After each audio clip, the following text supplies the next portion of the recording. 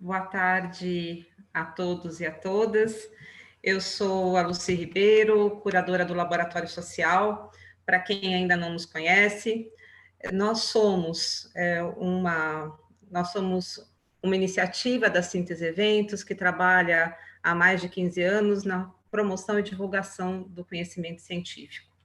E hoje nós trazemos aqui mais uma edição do painel NESP, o Núcleo de Estudos em Relações Estado-Sociedade e Políticas Públicas. E o nosso painel de hoje tem como tema retrocessos democráticos e seus efeitos nas políticas de agricultura familiar e de reforma agrária. A coordenação de hoje vai ser feita pela professora Lisandra Serafim, que também coordena a Unesp. Então, eu passo agora a palavra a ela, que vai apresentar as nossas convidadas, as nossas debatedoras, apresentadoras do dia. Professora Lisandra. Boa tarde a todas e todos. Obrigada, Lucy, pela nossa apresentação.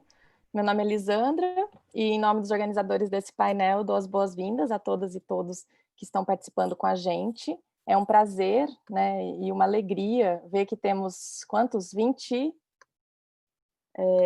24 participantes aqui conosco. Acredito que os demais estejam entrando um pouquinho atrasados. Tivemos 60 inscritos, seguindo com um número bem interessante para os nossos seminários. Eu quero agradecer, em primeiro lugar, ao pessoal da Síntese, aqui representados pela Lucy e pelo Felipe, que são os responsáveis por essa belíssima iniciativa que é o Laboratório Social, e com quem o trabalho em parceria é fundamental para que esse evento aconteça. Também fazer um agradecimento especial a Camila Pena, nossa debatedora aqui hoje, que é a principal responsável pela organização do seminário de hoje, nossa parceira de pesquisa do NESP. Esse seminário é o quarto de uma série de seminários mensais organizados pelo NESP, que é o Núcleo de Estudos em Relações Estado, Sociedade e Políticas Públicas, aqui da UFPB, o qual eu tenho o prazer de coordenar, em parceria com o Laboratório Social. Ela é uma iniciativa vinculada à pesquisa financiada pelo CNPq, Interações Socioestatais e Processos de Institucionalização no nível federal, um balanço pós-2016, da qual eu e a Camila fazemos parte, junto com outros colegas. Nosso objetivo aqui hoje é propor uma reflexão sobre o fechamento dos canais de acesso à sociedade civil e ao processo decisório sobre políticas de agricultura familiar e políticas de acesso à terra, avaliar o cenário atual para o avanço nas agendas dos movimentos sociais rurais frente a essa conjuntura de fechamento dos espaços de diálogo e analisar os desafios que se impõem ao campo progressista no atual momento histórico. Eu quero agradecer aos nossos apoiadores, o CNPq, o Grupo de Pesquisa Associativismo, Contestação e Engajamento, o GEPASSE, da URGS, o Grupo de Estudos e Pesquisa em Agricultura, Alimentação e Desenvolvimento, o GEPAD, da URGS também, o Núcleo de Políticas Públicas e Desenvolvimento Sustentável, NPDS, da UFPB, o Programa de Pós-Graduação em Gestão Pública e Cooperação Internacional, da UFPB, e o Programa de Pós-Graduação em Ciência Política e Relações Internacionais, também aqui da UFPB. Nossas expositoras de hoje dispensam apresentações, mas vou apresentá-las rapidamente. São a Nicinha Porto e a Kátia Grisa.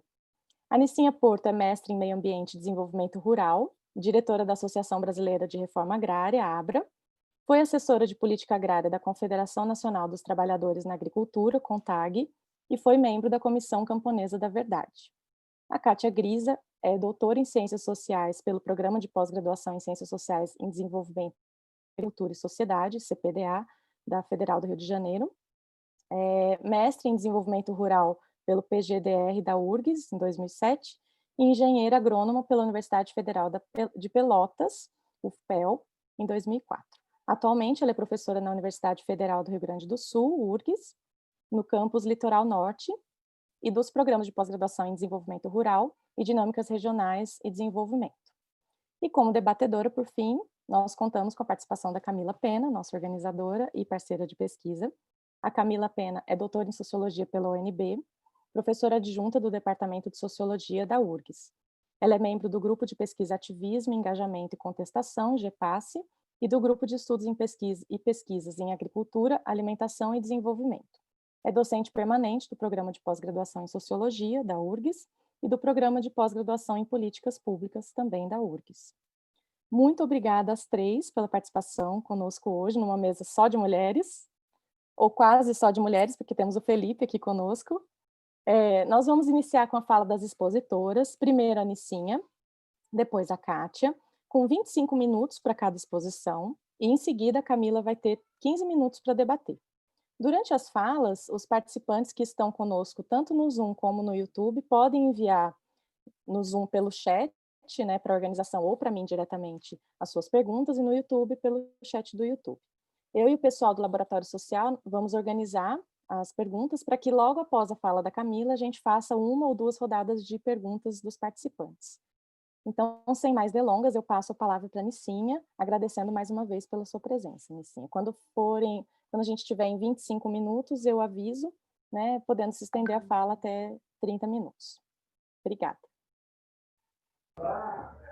Abrir meu microfone, porque dizem que hoje a palavra mais comum na internet é o seu microfone está desligado. Bem, gente, boa tarde a todas e todos. Quero começar agradecendo muito a todos e todas vocês que organizaram esse importante debate, pessoal aí do NESP, do Laboratório Social. Agradeço demais a oportunidade de estar aqui com a Camila, com a Lisandra, com a Kátia, a Lúcia, essas mulheres valorosas, para a gente tentar contribuir com as reflexões sobre especialmente esse tema tão importante, né? Retrocessos democráticos e desafios atuais da questão agrária, nesse momento da conjuntura tão adverso que nós estamos vivendo, e também agradeço a parceria, o apoio aí junto com o Felipe. Obrigada, Felipe, por nos ancorar aqui nesse processo. Bem, gente, como o tempo é curto, vamos caminhando, né? Eu queria começar com uma abordagem que, para algumas pessoas que estão nesse processo, pode ser óbvio, mas que eu acho que é fundamental quando a gente trata de questão agrária, de questão fundiária, da gente trazer alguns elementos que eu considero bastante centrais, que não esgota, sem dúvida, o debate, mas eu acho que eles são importantes para orientar mesmo o espaço sobre o que a gente está falando, né? Então, uma primeira questão que eu queria levantar é que nosso país, nós não podemos desconsiderar que nós temos 5 séculos de latifúndio e uma desigualdade extrema no direito de acesso à posse da terra. Então, acho que esses 2 elementos, eles estão muito presentes nessa realidade e eles são fundamentais para a gente situar essa conversa sobre a questão agrária. Um segundo elemento que eu queria destacar é que no Brasil nunca houve uma política de reforma agrária ampla. Em toda a nossa história, nós tivemos processos, né, pontuais e isolados de distribuição de terras, e todos esses foram provocados pelas diversas e inúmeras lutas sociais. Só um pouquinho, vocês estão me acompanhando, gente? Porque deu um tilt aqui na minha internet, mas ok.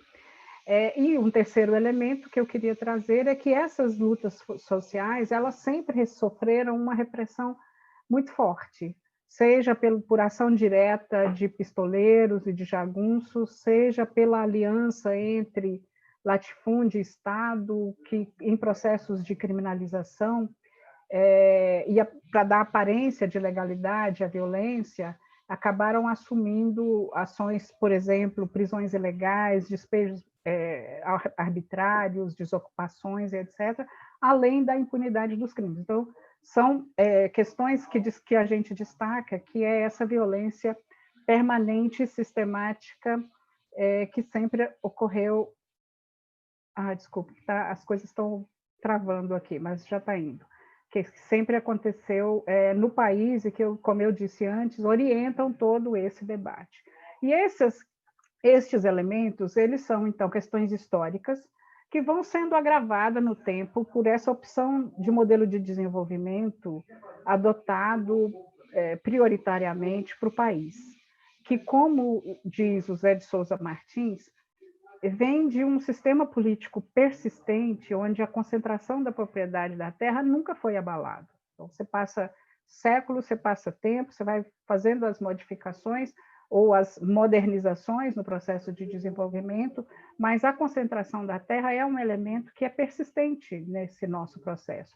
E é uma concentração de terra e de renda que se alimenta da exploração do trabalho, da degradação ambiental para a produção de monoculturas para exportação. Então, seja no latifúndio clássico, seja no moderno agronegócio, é um modelo que sempre foi priorizado pelo Estado, independentemente dos nefastos efeitos que produz pelas formas predatórias e excludentes do posse e uso da terra, que são elementos, então, que estão no centro da questão agrária. Mas também é uma consideração importante. Se nós estamos falando que o país tem cinco séculos de latifúndio, ele também é permeado por 5 séculos de luta e resistência pela terra. E esse é o nosso foco no debate de hoje, né? E estas lutas históricas constantes, cotidianas mesmo da nossa realidade agrária, elas acabaram resultando em muitas conquistas. Sem dúvida, nós temos um apanhado significativo de políticas públicas que, mesmo insuficientes e enfrentando muitos desafios, elas levaram à construção de novos sujeitos para muitos povos e para muitos espaços também. E como o nosso foco agora nesse debate é um foco mais recente, é importante considerar que, especialmente a partir dos governos Lula e Dilma, que nós estamos focando aqui, garantias constitucionais e demandas históricas de vários povos foram incorporadas à agenda política, reconhecendo muitos direitos que nunca antes na história do país, mas é verdadeiro isso, haviam sido admitidas pelo Estado e que eram totalmente invisibilizadas pela sociedade. Em especial, garantia dos direitos territoriais e a formulação de políticas públicas específicas permitiram a realização, a implantação de políticas públicas em espaços inéditos, e, como eu disse, para atendimento de povos também que nunca haviam sido atendidos antes. Então, mesmo com todas as dificuldades e com todos os limites que eu já disse aqui, foi possível avançar em alguns direitos importantes no campo, foi possível institucionalizar ações, muitas delas que já vinham sendo realizadas por organizações, pelas comunidades lá no seu cotidiano, e que acabaram sendo institucionalizadas. Aí nós temos diversas experiências, mas aquelas voltadas à produção de alimentos, com garantia de renda, com garantia de conservação da natureza pelas práticas da agroecologia, outros móveis sustentáveis de produção, avanços na educação, avanços na saúde, avanços na moradia, quer dizer, em várias outras questões, que é importante destacar também, que são ações que ajudaram na preservação de modos de vida, na produção de modos na preservação de modos de produção, de culturas ancestrais que são importantes de serem preservadas, não só pela garantia dos povos diretamente vinculados, mas porque são culturas que moldam nossa forma, né, que nos moldam como povo, nos moldam como nação, etc. Agora, mesmo com todas essas conquistas e esses avanços, nós não podemos dizer que os problemas foram resolvidos, né, e todas as demandas foram atendidas ou assimiladas pelo Estado. Claro que não é disso que se trata. Até porque, mesmo havendo um ambiente importante de construção e de participação social, havia também, em paralelo, as medidas de avanço e de fortalecimento do agronegócio, se a gente for pensar, então, no que poderia ser um contrapeso ou que poderia ser um oposto, né? Não foi isso que aconteceu. Em nome da garantia de governabilidade, de manutenção, especialmente da política econômica, não houve rupturas. É importante a gente destacar isso. Os governos Lula e Dilma não romperam com os ruralistas ou com o latifúndio. Na verdade, eles é que romperam com os governos, né? E exatamente porque, vamos dizer que se cansaram das garantias que eram destinadas exatamente para esses povos, que para eles são considerados como sujeitos não merecedores de direitos. De qualquer forma, foram anos de muitas batalhas, de muitas disputas, nesse objetivo, né, de busca de construção, de avanço para essas demandas, e é importante destacar que foram estabelecidas em um ambiente democrático e com respeito e reconhecimento dos sujeitos sociais. Não que não tivesse dificuldade, mas eu acho que esse é um elemento importante de destacar. É importante destacar por quê? Porque se formos olhar para o ambiente de hoje, é exatamente o que não há. Não há, em absoluto, hoje, um processo de participação, um processo de respeito, um processo democrático. Hoje, nós podemos dizer que, de fato, há uma ruptura. Se não houve ruptura antes, hoje há uma ruptura. Uma ruptura com movimentos sociais e populares, com ativistas, com ONGs, etc., que são criminalizados e excluídos de todo o processo de elaboração, de formulação, de proposição e tal. Por quê? Porque hoje o que há é um governo que ostensivamente atua contra o povo. Não podemos capitular ou não podemos disfarçar esse elemento. O governo hoje ostensivamente ataca contra o povo. É um governo que acha que sem terra, que índio, que quilombola, que camponês, junto com os bens da natureza, não tem que existir para poder preservar o seu modelo. Para esses setores do governo, para essa forma de pensar do governo, podem morrer, podem desaparecer, para não atrapalhar o que eles chamam de desenvolvimento, um desenvolvimento que vem com o agronegócio, que vem com a mineradora, que vem com a madeireira, etc. E o que é importante observar que se a gente considera esse lado do governo muito retrógrado, né, inadmissível até, mas é essa visão onde a vida vale menos do que o lucro, é que ajuda a construir um cenário fértil para que setores tragam suas pautas e as pautas históricas do agronegócio e desses setores agroexportadores aí, venham para o centro da agenda política. Animados com esse discurso aí negacionista que incentiva a degradação ambiental, a grilagem de terras, esses grupos se apropriaram do governo e se juntam com o que há de mais retrógrado na composição do Congresso Nacional, agora reforçado pelo Centrão, né, para buscar emplacar um conjunto de medidas para que possa assegurar que sejam transferidas, principalmente, mais áreas públicas para o domínio do capital. Mesmo que sejam áreas de territórios étnicos, mesmo que sejam parques, reservas naturais protegidas constitucionalmente, hoje estão sob ataque, não é mesmo? Então, aqui a gente não vai ter tempo de especificar que medidas são essas, mas o que nós vemos é que, para atender aos interesses desses setores, o governo Bolsonaro vem promovendo um profundo, rápido e amplo desmonte das estruturas do Estado democrático de direito.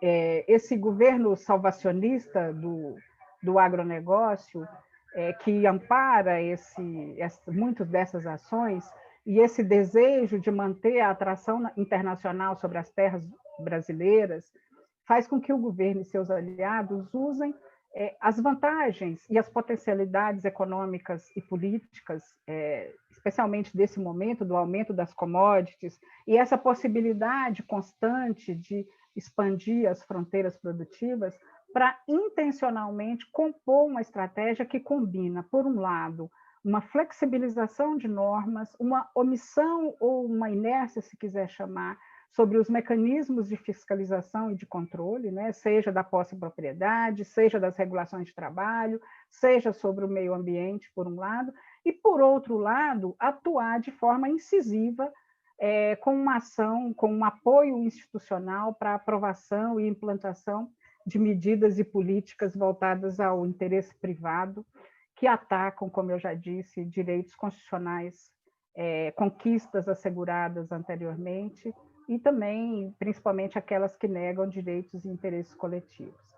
E aí, tentando detalhar um pouco para a nossa área, eu não sei se meu tempo vai permitir, mas eu vou caminhando aqui enquanto der, eu queria trazer alguns desses elementos na área da reforma agrária que eu acho que a gente pode destacar como os que assim, são tantos, mas que a gente pode destacar como aqueles que refletem mais, né, esse comportamento.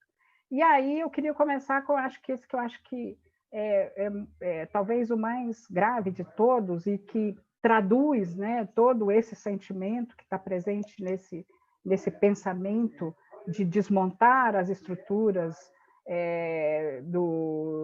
dos direitos, desmontar as estruturas das conquistas, que foi o fim do MDA. E aí, ainda no governo Temer, né, logo após o golpe, como uma das primeiras medidas, foi a extinção do MDA, que foi um soco, né, no estômago da gente. Que eu acho que o que é importante destacar, assim, que ele não significa apenas um retrocesso efetivo para essa possibilidade de pensar as políticas específicas, de ter um lugar, né, onde se propôs, se elaborou, se construiu as políticas territoriais, as políticas para a agricultura familiar, para a agricultura camponesa e etc. Mas acho que tem um outro lado que, pelo menos para mim, certamente para vários de vocês, simbolicamente o fim do MDA foi muito forte, porque se a gente entender o MDA, eu entendo assim o MDA como uma extensão do Ministério Extraordinário de Desenvolvimento Agrário, que foi criado lá no governo Fernando Henrique, simbolicamente é muito doído o fim, porque o Ministério Extraordinário de Reforma Agrária, para quem sabe, ele surge, né, de uma pressão da sociedade, inclusive da sociedade internacional, quando do massacre de Eldorado de Carajás, exigindo do governo FHC um empenho maior na realização da reforma agrária e no combate à violência do campo. Então, eu acho que assim, acabar com o MDA também traz esse reflexo de desconsiderar o processo de luta, tentar afastar, né, essa história, que é uma história que compõe essa trajetória de conquistas e tal. E aí segue nesse desmonte incrível do INCRA, da FUNAI, do IBAMA, do Ministério do Meio Ambiente, que não é só um desmonte, né? É uma descaracterização mesmo de seus papéis. E, de forma muito específica, as políticas para sujeitos, por exemplo, como as políticas voltadas para as mulheres, as políticas para a juventude, toda a área de direitos humanos, as políticas de igualdade racial, a de educação, vide o Pronera, né? Que não foi extinto, mas foi completamente esvaziado, que é isso que acontece com a maioria dessas ações. Ou elas acabaram, ou elas existem porque não podem acabar, mas são esvaziadas no seu processo de formulação de equipe, de recursos e etc. Então, eu acho que com isso é importante a gente perceber que, na verdade, são elementos que mostram que não deveria ser novidade, né? Por mais que a gente fique chocada, porque são elementos que compõem os discursos, toda a trajetória política de Bolsonaro, e também o discurso que ele fez na campanha, que não teria nenhuma demarcação de terra indígena, que ia exterminar, que sem terra seria exterminado na bala e etc.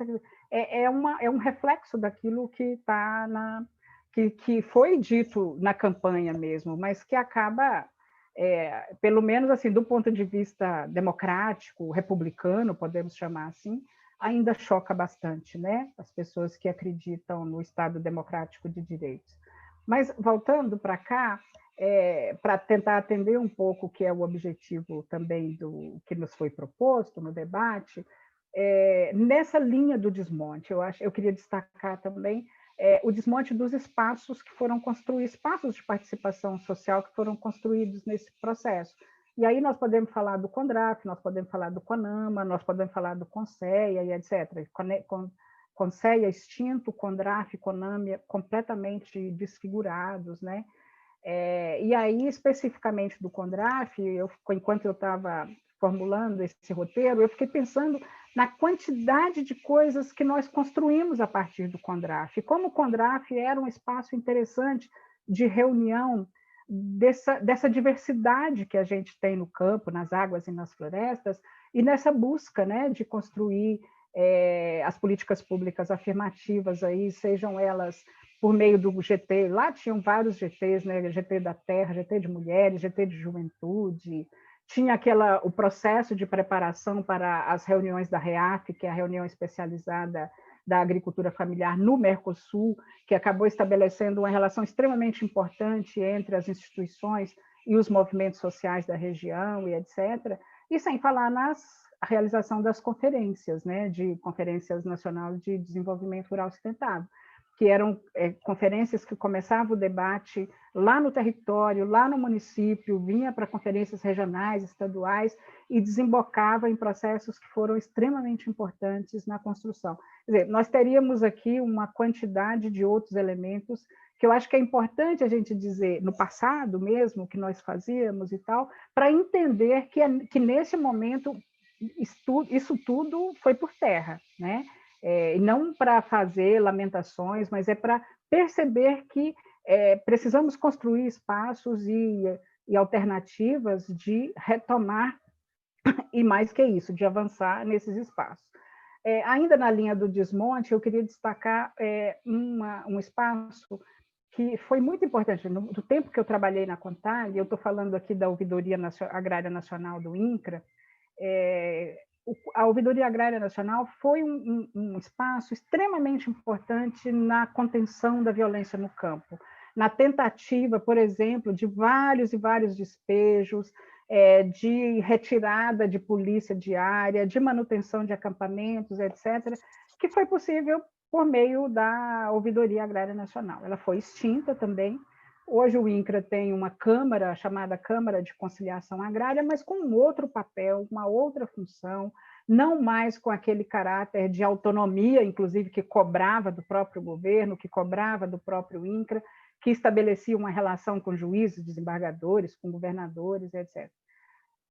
Eu acho que talvez a gente possa destacar que no INCRA hoje não há, até porque teve, né, eles acabaram revogando, mas não deixa de existir pela prática uma instituição normativa, eu acho, uma portaria interna, que não ia mais atender movimento social no INCRA, né? Mas aí teve uma pressão externa, isso foi meio deixado de lado, mas é um pouco o que existe. As pessoas vão, lógico que não pode deixar de receber, mas não tem mais esse caráter de atendimento aberto, de busca de solução dos conflitos. Eu estou acabando passando muito meu tempo aqui.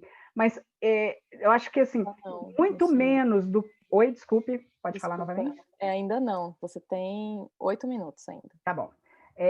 Então, o que é possível a verificar é que hoje não há um espaço para a solução de conflitos, há muito mais esse processo aí da militarização, do descaso, da violência institucional, e eu queria trazer como exemplo o que aconteceu recentemente com o deferimento ou a autorização para o uso da Força Nacional de Segurança Pública em projetos de assentamento do sul da Bahia, com uma alegação de que os servidores do INCRA não estavam conseguindo entrar no assentamento, porque os assentados estavam refratários, e sem cumprir, sem esperar, sem ter um pedido do governador de estado.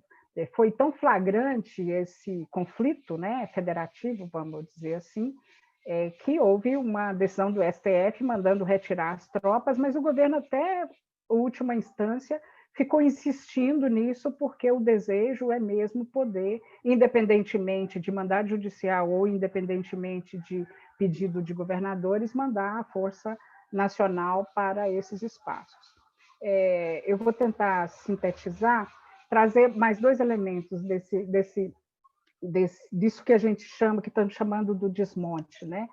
Que tudo isso que estamos colocando se reflete numa paralisia absoluta do INCRA. O INCRA foi capaz de publicar uma instrução normativa, aliás, um memorando circular, que é o memorando circular número 1, em que ele determinou, a presidência do INCRA determinou às superintendências estaduais que paralisasse com todas as ações. É paralisar com vistoria, é paralisar com desapropriação, é arquivar processos administrativos, que, no nosso entender, o INCRA abriu mão do direito que é dele, de um dever constitucional que é dele, que é de fazer a fiscalização do direito de propriedade ou do cumprimento da função social da propriedade. Esse é um dever constitucional do INCRA, e se essa terra não estiver cumprindo a função social, de fazer a devida desapropriação ou os processos para a obtenção dessas terras para a reforma agrária.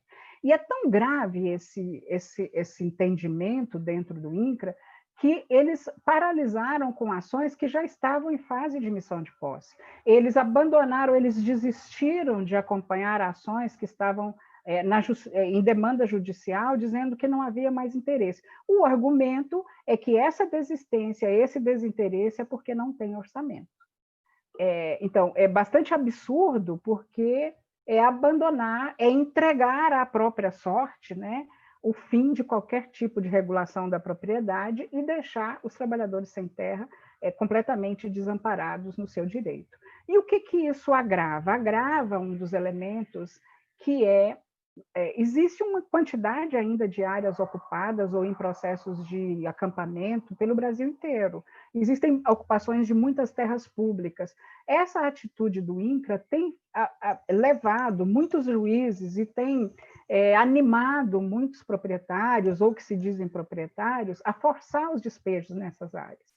Então, há um processo crescente de muitos despejos em vias de acontecer, como aquele que quase todo mundo acompanhou aí pelas redes, que aconteceu no sul de Minas Gerais, né? Extremamente conflitantes e que pode, sim, desencadear uma onda muito perigosa de retomada da violência no campo. E o que é pior é que a gente observa pelo orçamento do INCRA, seja o que está em execução, seja pela LOA para 2021, é que há uma tendência de paralisação ou de extinção da reforma agrária quando você observa o que está proposto no orçamento do INCRA. É praticamente zero, ou é muito próximo de zero, as ações finalísticas, né, como de obtenção, de regularização fundiária, de vistoria prévia, de assistência técnica. Os cortes são entre 90%, 99%, 89% no que está previsto no orçamento para o ano que vem. Tem uma verba que subiu muito, que é a verba para pagamento de precatórios, que eles dizem que é uma obrigação legal, é mesmo, mas, né, sempre foi e nunca aconteceu assim, que é o pagamento das ações que já foram ajuizadas e tal. Bem, gente, tentando caminhar então para o final, porque o tempo acabou, eu queria agora trazer alguns elementos que estão presentes. Assim, é fato que não há no espaço de governo espaços de interlocução, de negociação, há um vácuo, na verdade, institucional de recebimento ou de apoio a essas demandas, as demandas dos trabalhadores, das trabalhadoras, dos povos do campo, das águas e das florestas. Então, como há esse vazio, acabou potencializando alguns outros espaços importantes, onde os movimentos sociais, em conjunto ou separadamente, têm encontrado espaços importantes de diálogo, de apresentação de denúncias, até de ajuizamento de ações, buscando conter esses elementos da violência, especialmente os despejos e tal. E aí eu destaco um grupo de trabalho da reforma agrária e de conflitos fundiários que foi retomado recentemente dentro da Procuradoria Federal dos Direitos do Cidadão, que antes era coordenada pela doutora Débora Duprá. Hoje, quem coordena o grupo de trabalho é o doutor Júlio, que, inclusive, por meio desse espaço, nós também restituímos e reconfiguramos um fórum que havia há muito tempo atrás, que é o Fórum por Direitos e contra a Violência no Campo, que articula representantes de movimentos sociais, procuradores federais, assessores parlamentares, é uma gama de setores que, por dentro desses espaços, tem, então, procurado fazer essas mediações. Na Câmara, a gente busca sempre o núcleo agrário da bancada do Partido dos Trabalhadores, a Comissão de Direitos Humanos, e recentemente foi criada, no âmbito da OAB Federal, uma comissão para tratar especificamente de conflitos coletivos de trabalho. Conflitos coletivos fundiários. Quer dizer, são espaços, eu estou dando alguns exemplos aqui, que mostram que são as alternativas que vêm sendo buscadas e vêm sendo construídas quando você tem esse fechamento praticamente absoluto por parte do executivo ou mesmo de setores do legislativo. Então, caminha-se aqui a uma possibilidade de composição, né, de mediações aqui para evitar que seja mais dramático esse processo. Bom, e junto com isso, junto com essas lutas mais institucionais, nós não podemos esquecer que o povo não deixa de lutar, né? Que nos territórios, nos assentamentos, nas comunidades, nas roças, o povo continua na sua luta cotidiana pelo direito à terra, pelo direito à produção, pelo direito à vida. Na outra ponta desse descaso, desse desmando da violência, há esse exercício transformador, que eu acho que a gente tem hoje, atualmente, assim, um elemento muito importante, que é esse elemento da solidariedade, da defesa da vida, que está presente hoje como símbolo dessa luta e dessa resistência. Mesmo nessa dramaticidade que a gente vive, nós lembramos, né, e nos referenciamos nessas lutas e nessas resistências que não nos deixam esquecer que toda a história do direito, das conquistas, no campo, nas águas, nas florestas, ou nesse ambiente que nós estamos falando, ela é perpassada pelas lutas e pelas resistências. Eu acho que isso nos anima muito ver o pessoal fazendo esse gesto solidário de distribuição de alimentos para aqueles que mais precisam, o pessoal plantando árvores, as mulheres fazendo as suas jornadas por soberania alimentar,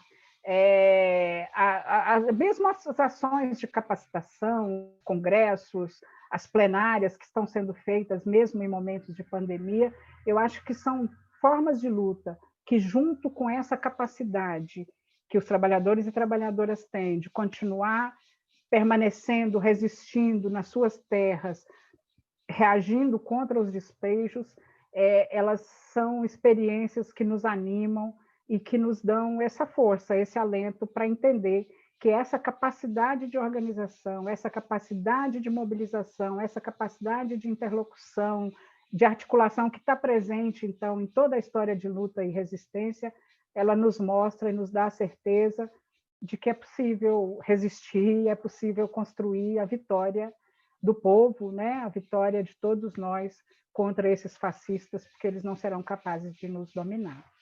Bom, é isso por enquanto, fica à disposição para o debate e a gente vai conversando aqui até o final. Obrigada, gente. Obrigada, Nicinha. Já vou passar para a Kátia, para a gente não perder tempo. Kátia, eu te aviso, então, com 25 minutos, tá? Quando faltarem 5.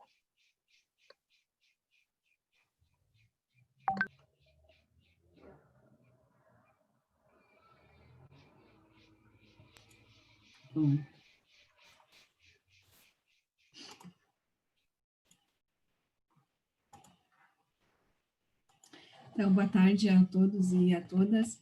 É um prazer estar aqui nesse espaço. Queria agradecer ao convite feito pelo Laboratório Social, e aqui em particular a Camila, a Lisandra e a Lucy, também o Felipe, que está aqui nos bastidores, e fico muito feliz pelo convite e por esse espaço, também a todos que estão aqui participando, e é um prazer estar compartilhando essa mesa com a Nicinha, alguém que tem uma trajetória tão bonita no âmbito da questão agrária e que tem um papel e uma atuação muito forte em relação à ABRA. Então, enfim, te agradeço a todos por essa oportunidade. E a partir desse tema que foi dado pela mesa de retrocessos democráticos e seus efeitos nas políticas para a agricultura familiar e reforma agrária, eu acabei fazendo uma opção de abordar essa discussão por duas entradas que se complementam um pouco. Primeiro, retomar um pouco a discussão sobre desmantelamento de políticas públicas a partir da literatura, de uma literatura específica, e aí depois tentar dar uma olhada nesse processo de desmantelamento das políticas para a agricultura familiar à luz do que a literatura vem dizendo.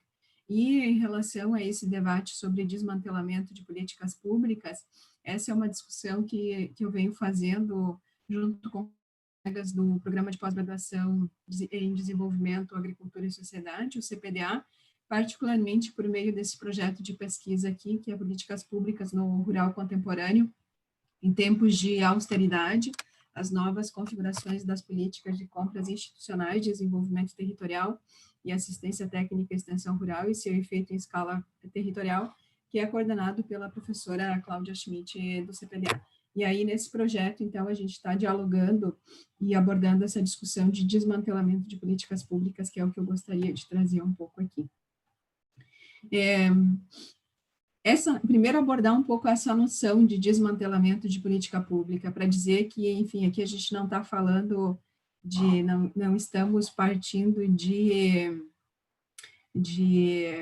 enfim, de entendimentos, de posicionamentos políticos, nós estamos analisando um processo que diz respeito a uma mudança de natureza direta e indireta, porque existem diferentes formas de desmantelar as políticas públicas, pode ser oculta ou simbólica, e esse desmantelamento, ele se manifesta nesse processo de diminuir o número de políticas públicas em uma área, ou de reduzir o número de instrumentos usados, ou mesmo de reduzir a intensidade das políticas públicas. Então, enfim, aqui a gente estamos usando um conceito acadêmico que tem a ver com reduzir a densidade, a quantidade de políticas públicas envolvidas e também a intensidade de instrumentos que essas políticas públicas acionam. Só vou fechar aqui um pouquinho, que está dando reflexo. A quantidade de instrumentos que essas políticas públicas acionam. Por exemplo, a gente poderia falar da assistência técnica e extensão rural e a quantidade de chamadas públicas que foram realizadas atuando em diferentes temas e como que isso foi reduzido ao longo desse processo. Essa discussão de desmantelamento de política pública é uma literatura que tenta entender como que um estado de bem-estar social foi sendo desconstruído ao longo do tempo, e aí o Bauer e o New vão abordar também como em períodos de crise econômica e de austeridade tem essa demanda por enxugar o Estado, reduzir o Estado, e como que esse processo ocorre. A grande pergunta é, considerando que sempre o desmantelamento vai implicar em repercussões na sociedade, a gente está falando de enxugar beneficiários, de enxugar direitos, de enxugar a atuação do Estado, e considerando essas repercussões e os custos e os benefícios dessas opções, que elementos que interferem na decisão dos gestores de optar pelo desmantelamento e que tipo de desmantelamento de política pública. Aí o Bauer e o New vão trabalhar com eles consideram 3 conjuntos de variáveis que seriam importantes para ajudar a explicar como que se dá o processo de desmantelamento e que tipo que ele ocorre. Então, desses elementos seriam as preferências dos atores, ou seja, os cálculos e as estratégias que os atores políticos fazem pensando nos ganhos e nas perdas que eles vão ter adotando, fazendo aquele processo de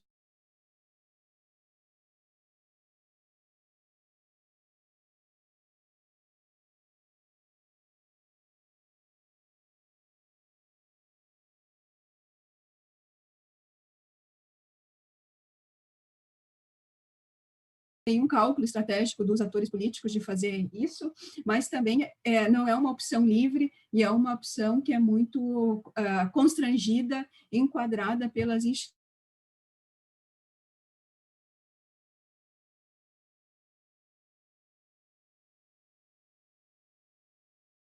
O tipo e os processos de desmantelamento. No Observatório de Políticas Públicas para a Agricultura, lá do CPDA, a gente tem discutido que essa literatura, e nesse arranjo, ela talvez seja insuficiente para dar conta de outros elementos que explicam o processo de desmantelamento das políticas públicas. E, nesse sentido, estou trazendo aqui a contribuição do Peter Hall, quando ele fala de paradigma de política pública. Ou seja, essa opção por desmantelar tem a ver com os custos políticos e os ganhos dos atores, mas tem muito a ver com o paradigma que orienta esses atores políticos em relação ao papel do Estado, em relação à forma como eles veem o Estado, a economia, enfim, como que eles definem as prioridades e a forma de fazer política pública.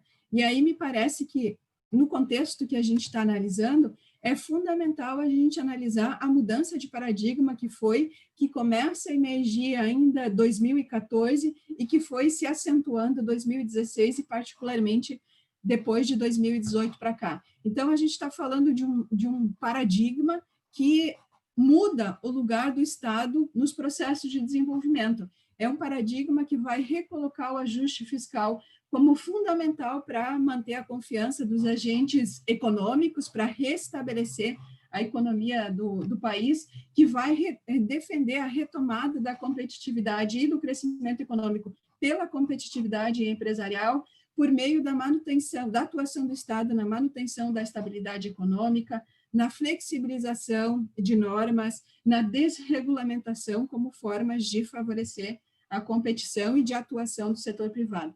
Colocam o mercado como elemento central e não mais o Estado, e um elemento fundamental, junto nesse processo, tem uma virada de valores conservadores que também entram para dentro do Estado. Também a gente teve uma mudança fundamental que foi sobre a compreensão do rural e da agricultura familiar. O rural passa a ser visto aqui como sinônimo de agrícola, como um espaço de produção. O que interessa é a produção de bens econômicos. E toda a diversidade de modos de vida, como bem a Nicinha estava falando, não é levada em consideração. O que importa aqui é ver o rural como um espaço produtivo e tem que fazer de tudo para que se torne cada vez mais produtivo. Então, o tratamento da desigualdade dos grupos sociais se vai e tudo é tratado como uma escala de produção. Existem pequenos, médios e grandes, e a diversidade se resume a isso. Também tem uma mudança importante sobre o lugar da participação social e da coprodução e gestão de políticas públicas. Se antes essa participação era dada para legitimar a ação do Estado e para construir ações mais próximas à sociedade e às particularidades da agricultura familiar, agora os espaços de participação são enxugados, são excluídos, são terminados, considerando que isso é um custo político, ou se não, tinha uma carga ideológica muito forte esses espaços de participação social. E todo esse novo paradigma vem com o apoio das organizações do campo do agronegócio de uma maneira muito forte. Para os autores, e aqui eu vou propor algumas mudanças, juntando o debate de desmantelamento, a noção de paradigmas de políticas públicas e também o debate do neoinstitucionalismo histórico com o debate de mudanças graduais, em particular da Kathleen Telling e do James Mahoney, e propor 4 tipos de desmantelamentos, aqui muito inspirada no Bauer e no New. 4 tipos, então, de desmantelamento. O desmantelamento por extinção ou substituição, em que ideias e paradigmas questionam a importância, o formato e os objetivos das ações e políticas públicas em curso e buscam sua extinção ou substituição. E, nesse contexto, a ausência de vetos institucionais ou insuficientes pressões políticas facilitam ou permitem que essa extinção venha ocorrer, ou mesmo a paralisação de políticas. O outro tipo é o desmantelamento por inefetividade ou omissão, ou seja, o Estado não extingue a política pública, porque existem constrangimentos institucionais para isso, mas ele vai fazendo todo um processo de reduzir a intensidade da política pública, de não atualizar a importância dessa política pública e vai deixando ela morrer à míngua, como a gente costuma dizer. Um terceiro tipo seria o desmantelamento por mudança no vínculo institucional e nos objetivos da política pública. Quando a gente pega um órgão e fica passando ele, jogando para outros órgãos ao longo do tempo, ou para outras escalas de governança, passando responsabilidade para os governos estaduais e municipais, e nesse processo as políticas públicas vão se enfraquecendo, ou mesmo quando que a gente tem políticas e passa a usar os objetivos delas para outras finalidades, como a gente vai ver aqui. E um terceiro tipo, e um quarto tipo, seria um desmantelamento discursivo e simbólico. Então, dada a presença de constrangimentos institucionais e possíveis incertezas sobre os custos políticos dessa ação, os atores, sempre contrário ao paradigma de política pública estabelecido, vão procurar desconstruir a importância da política pública, ressaltando desconstruir discursivamente, ressaltando suas limitações, e vão construindo caminhos, ou aqui a gente poderia dialogar com a Schmidt, que vai falar do neoinstitucionalismo discursivo e de como que vai abrindo caminho para as mudanças maiores, nesse caso, para a própria extinção da política pública. A gente poderia dizer que esses tipos de desmantelamento, eles vão se alimentando, e esse, em particular, é usado para reforçar o terceiro e para reforçar o segundo, e para legitimar ou para justificar a extinção de determinados órgãos. Bom, quando que a gente olha, então, isso, como que isso se procedeu em relação à agricultura familiar, a gente poderia começar a falar de um desmantelamento por omissão ou de inefetividade, ou seja, de deixando a política pública morrendo aos poucos, ou não colocar recursos financeiros para ela. E aí a gente, como a Nicinha comentou, tem coisas que estão presentes desde mandatos anteriores, desde governos anteriores. Então, aqui é os dados do PA, do Programa de Aquisição de Alimentos, e a gente vai ver que desde 2013 vinha um processo já de enfraquecimento do programa e que foi mais enfatizado nos últimos, de 2017 para cá, a destinação de recursos foi bastante baixa. No contexto de pandemia, em função de toda a pressão social e de demanda, o governo recolocou recursos no programa, no PAA, chegando cerca de 850 milhões de reais, próximo ao máximo que a gente teve em 2012. Mas, então a gente diria, bom, então o programa volta.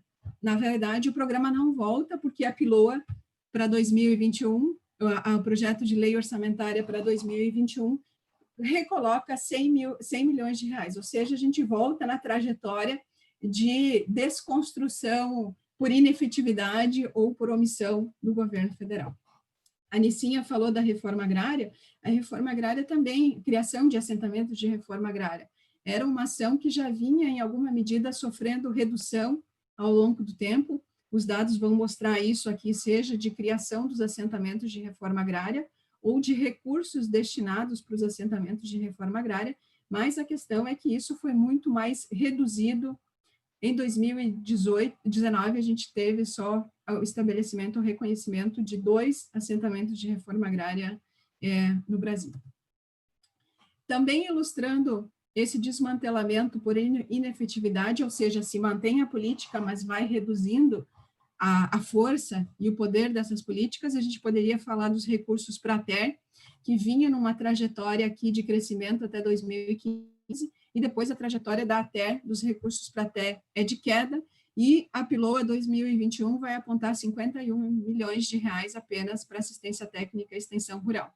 E a gente tinha uma matéria específica para os assentamentos de reforma agrária, e a trajetória que a gente vai ter também é essa de redução, chegou em 18 milhões em 2020, e a expectativa lá da PILOA é 7 mil reais para a TES dos assentamentos para o ano que vem.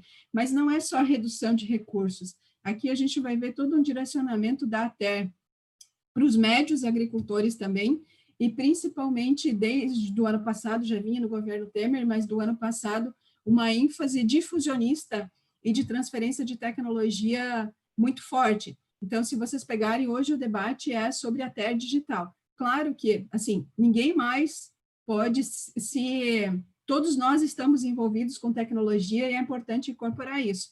Agora, a forma como vem sendo tratada a TER digital reforça essa dimensão difusionista, porque é simplesmente passar um conjunto de informações para os agricultores e eles receberam informação. Então, um perfil bastante difusionista, e a gente poderia discutir ainda no meio rural brasileiro, quem tem acesso à internet, como que essa TER vai se dar, né?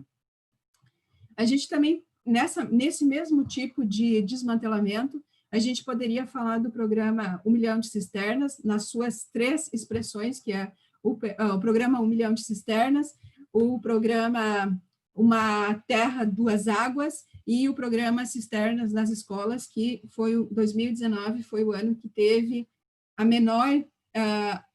o menor número de cisternas comparado ao início do programa.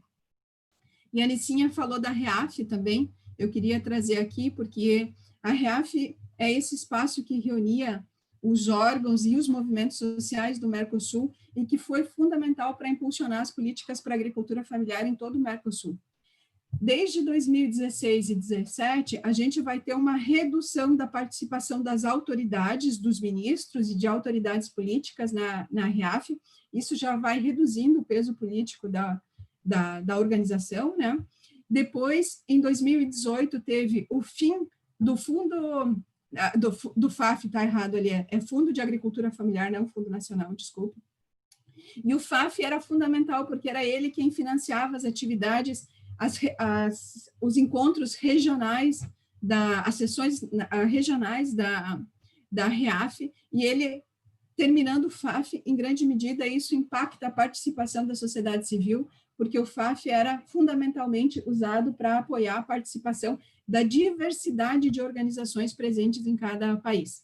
Também o FAF financiava a Secretaria Técnica, quem fazia toda a gestão e a memória, e ajudava nos contatos e nas articulações para avançar nas políticas dos países. Terminou o FAF, termina a Secretaria Técnica, e a gente tem mudanças expressivas na participação social, seja a redução da diversidade da agricultura familiar, mas expressando também esse diálogo com os médioprodutores, que é o esforço do Ministério da Agricultura, a gente vai ter a participação de setores do agronegócio dentro da REAF, que é a participação da CNA, da Confederação Nacional da Agricultura, e também da OCB.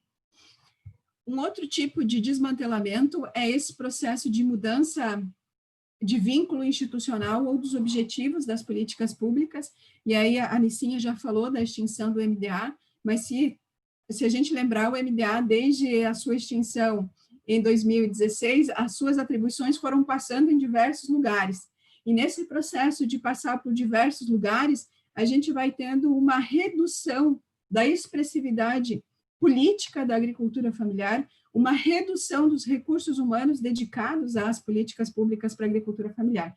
Depois de ter rodado em vários lugares, as atribuições do MDA, então, hoje estão dentro do mapa, particularmente na Secretaria de Agricultura Familiar e Cooperativismo, e algumas ações vinculadas à Secretaria de Política Agrícola. De um ministério, a gente passa para basicamente 2 secretarias. E em relação a mudança nos objetivos das políticas públicas, a gente poderia dizer aqui, o decreto que vem lá do governo Temer ainda, os 2 decretos do governo Temer, que vão fazendo mudanças na legislação de reforma agrária e de regularização fundiária, a de reforma agrária com a finalidade de promover a titulação dos assentamentos de reforma agrária, ou seja, em grande medida para, em 15 anos, estabelecida o assentamento de reforma agrária, disponibilizar essa terra para o mercado, titular essa terra, além de ter tirado a participação do MST na indicação ou na organização das famílias assentadas, colocando a participação das prefeituras. E em relação à regularização fundiária, a gente poderia falar desse decreto também de 2018, e com a MP, que acabou caindo agora nesse ano, mas que, na verdade, são por mudanças na regularização fundiária, a regularização fundiária, que era para reconhecer algo para os poceiros, para dar terra para os pequenos agricultores, a regularização fundiária se tornou um processo de reconhecer processos de grilagem e de reconhecer ou de regularizar a grande posse da terra no Brasil. Desmantelamento por extinção ou substituição, a gente poderia falar que, a Nicinha já falou, da extinção do CONDRAF e do CONSEA, mas também, e nós estamos num contexto de pandemia, onde que as ações de segurança alimentar são fundamentais, não houve a continuidade dos planos nacionais de segurança alimentar e nutricional, então, foi encerrado em 2019 e não houve a renovação do 3º Plano Nacional de Segurança Alimentar, que é o que a Lei de Segurança Alimentar determina. Da mesma forma, a gente teve a extinção da Comissão Nacional de Agroecologia e Produção Orgânica e a Câmara Interministerial de Agroecologia e Produção Orgânica, e, da mesma forma, a não continuidade das ações para a agroecologia no Brasil, com a renovação ou estabelecimento do 3º Plano Nacional de Agroecologia e Produção Orgânica, ou seja, se termina esses espaços. A política de desenvolvimento territorial também já vinha num processo de desmantelamento por inefetividade e foi paralisada completamente nos últimos 2 anos. E um outro ponto é o fim do planejamento setorial específico para a agricultura familiar. Desde 2013, a gente tinha o lançamento sempre de 2 planos safras para a agricultura familiar, e o ano passado foi terminado, e agora voltamos a ter um único plano, e, enfim, depois, se tiver tempo, a gente pode retomar as medidas anunciadas esse ano, que foram bastante modestas em relação à agricultura familiar. Agora, não é simplesmente, juntou 2 planos. a questão é o que isso repercute para a agricultura familiar. E tem mudanças nas ações, na quantidade de políticas e de inovações que eram expressas nesses documentos, mas tem outras mudanças que são muito mais simbólicas, que é cada lançamento do Plano Safra da Agricultura Familiar.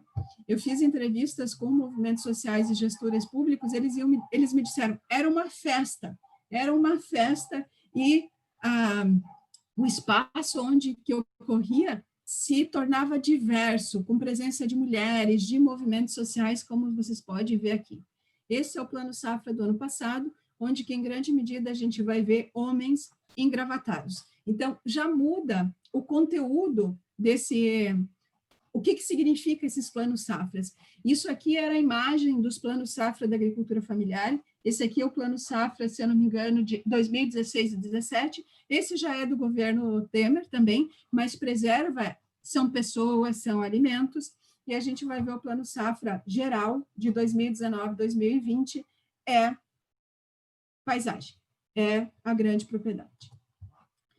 Um outro tipo de desmantelamento por extinção, esse aqui nem chegou a se concretizar, mas em alguma medida foi um veto, que foi o PL, que era o PL emergencial para a agricultura familiar, que contemplava diversas ações fundamentais, seja começando, estendendo ou permitindo que os agricultores familiares tivessem acesso ao auxílio emergencial e assegurando isso, que depois isso não ia comprometer a Previdência Social.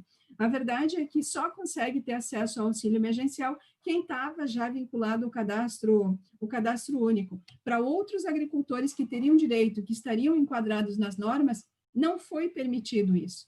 Então, enfim, o PL, ele autorizaria, permitiria isso, estenderia o auxílio emergencial até a agricultura familiar. Também criaria um fomento emergencial de inclusão produtiva para dar capacidade produtiva para os agricultores nesse contexto de pandemia, criava uma linha de crédito diferenciada dentro do Pronaf, criava um PAA específico, que era esse aqui, o PAI, o Programa de Atendimento Emergencial à Agricultura Familiar. Enfim, foi uma articulação super bonita dos movimentos sociais para pautar essa construção, e esse foi o resultado. Ou seja, nem chegou a ser institucionalizado mesmo, e já houve veto em relação a essa proposta, permanecendo como institucionalizado, somente dizendo, bom, os agricultores familiares que estavam no cadastro único e que acessaram o auxílio emergencial, isso não vai comprometer a previdência social de vocês. Mas, e esse conjunto de agricultores que estaria enquadrado nas normas de até R$28 mil de renda, como é o conjunto da população urbana, esses agricultores foram excluídos da política pública.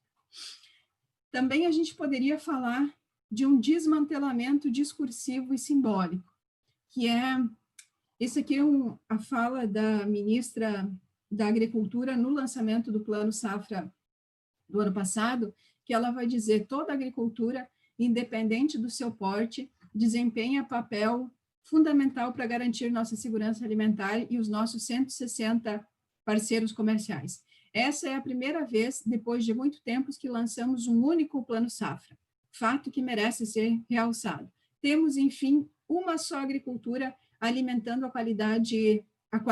com qualidade o Brasil e o mundo. Então, tem todo um conjunto de discursos que vão desconstruindo a importância ou as especificidades da agricultura familiar para dizer, bom, existe uma única agricultura, o que diferencia só é a escala produtiva desses estabelecimentos, em alguma medida caminhando nesse sentido de discursivamente reduzir ou bloquear a criação de políticas para a agricultura familiar.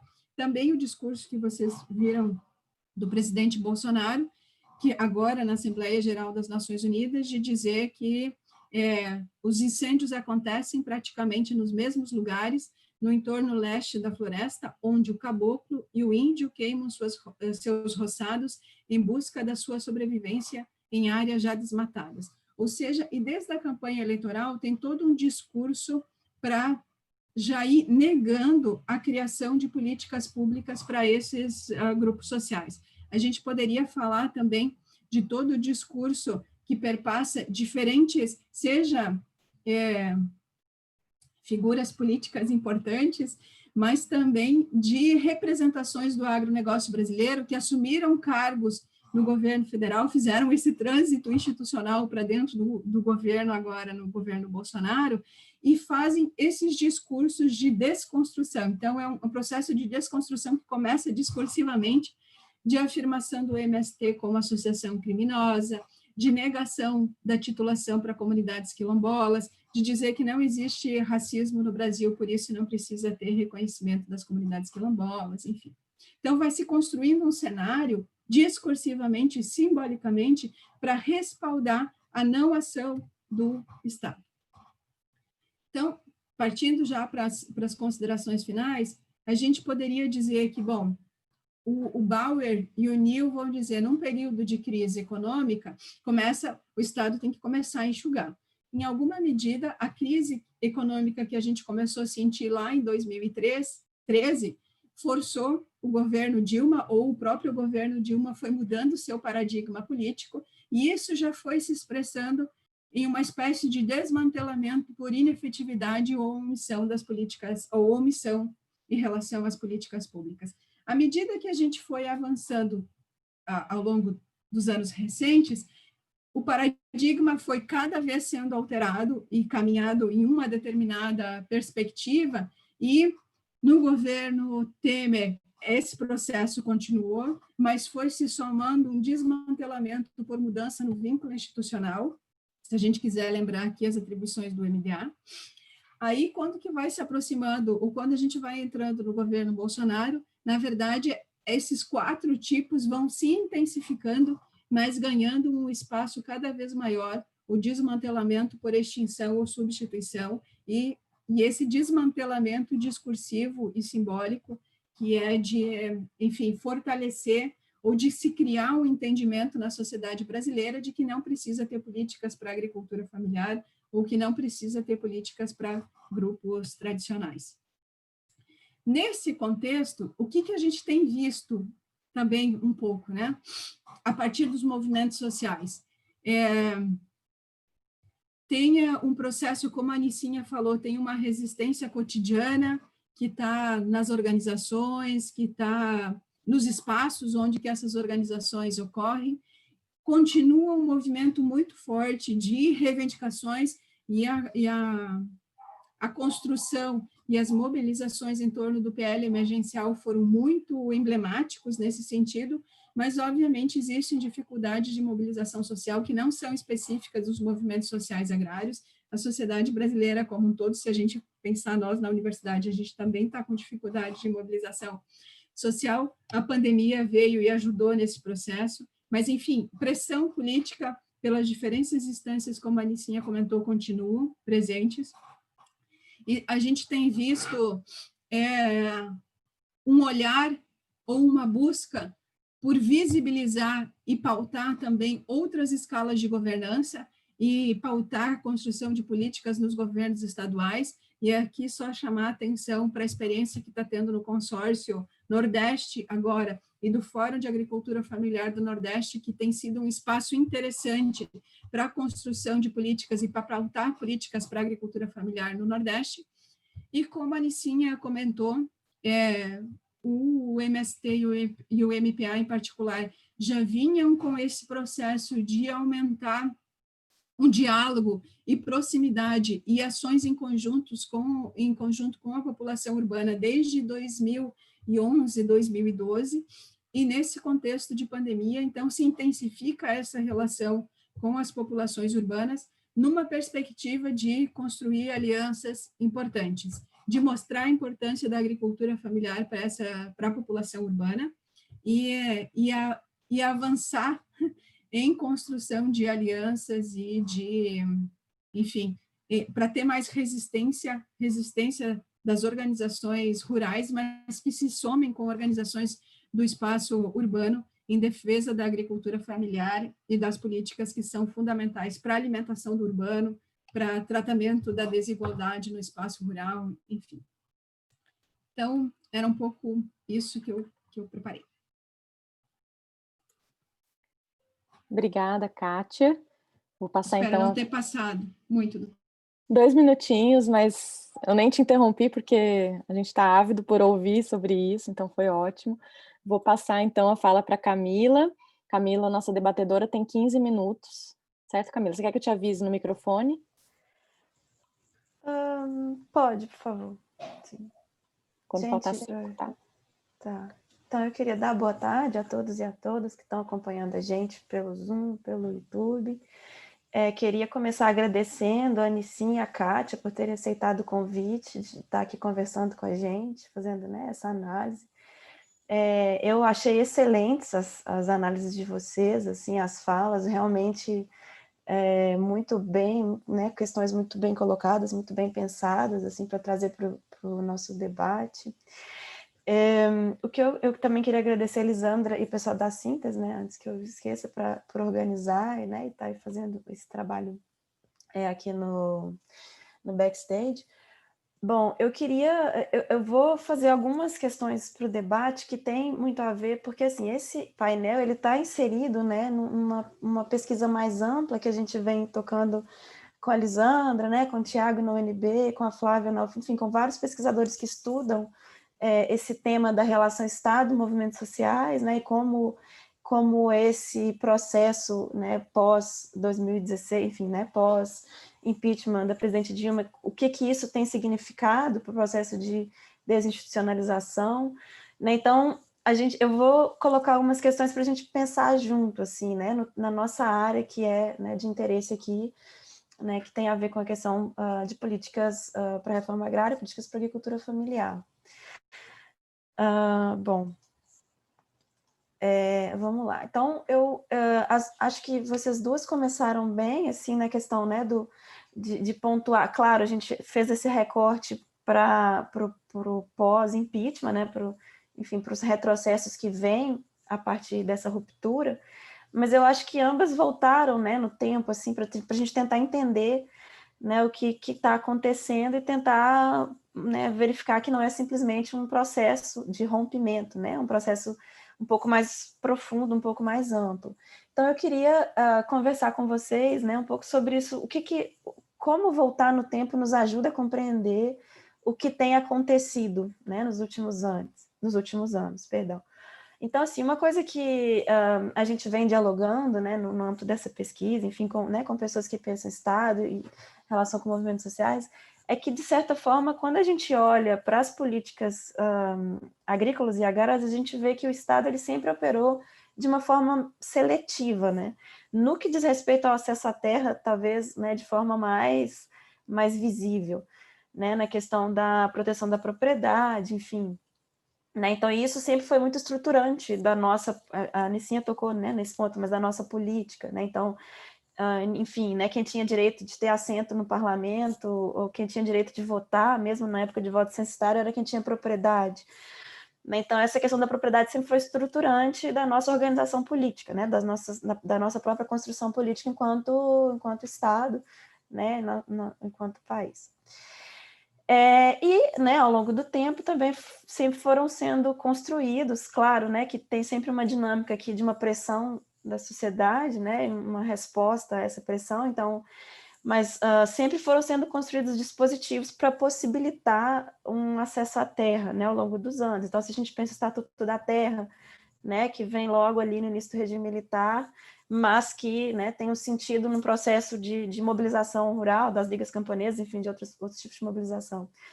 Depois, a Constituição de 88, o dispositivo da função social, né, no período já, nos governos do PT, todo um processo de construção de instituições participativas, um pouco uma aposta, né, nessa ideia de ampliar o acesso ao Estado, né, democratizar como forma de garantir direitos a populações excluídas, enfim. Né, então, mas, por outro lado, né, eu queria também trazer esse ponto, os setores patronais, eles sempre estiveram lá, né, acho que a Anicinha pontuou bem isso.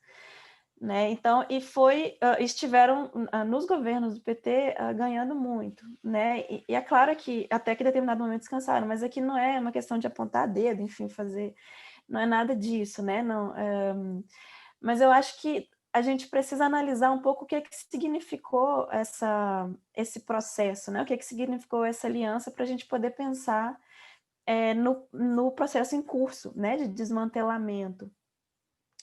Né? Então, por exemplo, a mudança que a Kátia cita ali, né, na legislação sobre a regularização fundiária, que vem meses, né, após o Temer assumir. Né? Então, e por outro lado, né, claro, essa aliança foi a aliança possível, assim, também não se trata de, enfim, de pensar um pouco, né, no que, enfim, de fazer uma hipótese contrafactual aqui, né, a gente tem esse setor que sempre teve poder e, enfim, ele fez parte, né, do governo, mas é um pouco pensar, assim, o que né, no campo do agronegócio, enfim, do que estava sendo consensuado ali, numa tipo de construção de uma tentativa, né, a tentativa de construção de uma coalizão mais ou menos eficiente, né, mas, por outro lado, havia um processo de formação de consciência ativa, de disputa por hegemonia, né? Ou seja, o agro já era pop, né? Em 2005, 2006, enfim. Né? Então, isso, eu acho importante voltar nisso, porque é isso que a Kátia traz, né? Muito bem, assim, essa ideia da mudança de paradigma, né? E como isso é fundamental para pensar a mudança nas políticas públicas. Né? Mas enfim, eu acho que é relevante pensar como esse processo de disputa por hegemonia, de construção de consciência já estava em curso, né, nesse período, né? Então, enfim, né, e acho até importante também pensar se de fato houve, né, ou há ainda uma oposição entre agricultura familiar e agronegócio, né? Assim, outro dia eu estava a ministra Tereza Cristina postou no Twitter ali uma hashtag, subiu a hashtag agro, garantindo sobre a nova política de habitação para assentados rurais, né? Então, assim, ou seja, para o setor patronal, né, para o agronegócio, tudo é base, né? Enfim, acho que a Kátia apontou isso, o mérito de se dizer que há um único plano safra agora, ou seja, né, conseguimos. Então, eu queria trazer para o debate essas coisas, né? E aí eu queria, e também tentando dialogar com os outros painéis, né? A gente faz uma comparação, então, né, com diferentes políticas, né? A Liz estuda casa política urbana, né? Então, eu queria fazer uma pergunta, assim, né? Que eu acho que seria muito interessante ouvir de vocês que estiveram acompanhando, né, de perto o processo, né, que, enfim, né, estudaram e fizeram parte dele, mas qual que seria o lugar da institucionalização? Assim, o que eu estou querendo dizer? Né? A gente tem que fazer uma meia-culpa sobre a crença na institucionalização como estratégia, né? Ou seja, na criação de espaços de participação, né? E outras formas de... Peraí, desculpa, gente. Outras formas de... enfim, né, ou seja, a mudança da norma, a mudança, né, nos regramentos como estratégia válida, ou seja, se a gente, o que eu estou querendo dizer, né, se a gente soubesse que seria tão fácil o desmonte, tão rápido, né, será que se a gente poderia ter pensado em tomar outras estratégias, né, então isso eu enfim, faço essa pergunta um pouco, uma pergunta assim do tal do fogo amigo, né? Mas isso é porque tem a ver com o debate nosso interno, né? Sobre em que medida a gente precisa considerar as estruturas econômicas, né? Os projetos hegemônicos, toda essa discussão, né? Enfim, das correlações de força, ou em que medida a gente olha para as instituições e olha para o processo de construção institucional como pensando que isso importa, né? Que isso vai ter efeito e que esses efeitos são mais ou menos estáveis. Tá, e depois eu teria só dois outros pontos mais breves, né? Eu acho que seria, talvez a gente poderia, seria interessante comparar, né, as duas políticas, porque a gente está falando essencialmente dos mesmos atores, né? Então, o MST, a CONTAG, as FETRAFs, né? Esses atores, eles estão disputando em torno de políticas agrárias, em políticas de acesso à terra, e estão disputando também em torno de políticas agrícolas, né? Mas, em certa medida, né, eu acho que seria que a gente, enfim, poderia pensar que em certo momento, né, nos últimos anos, principalmente, talvez há uma estratégia maior, ou, enfim, há um ganho maior em torno das políticas agrícolas, né, em torno das políticas né, uma série de políticas que tem a ver com o fomento à agricultura familiar, ou desenvolvimento, né, de um tipo de agricultura, mais do que no caso das políticas que foram, sim, pontuais, né, no caso das políticas de reforma agrária. Tá, então, eu queria um pouco ouvir de vocês, se a gente puder comparar, né, atores que estão lutando nas duas frentes, mas cujos ganhos são, né, seriam ou não, em que medida esses ganhos seriam diferentes.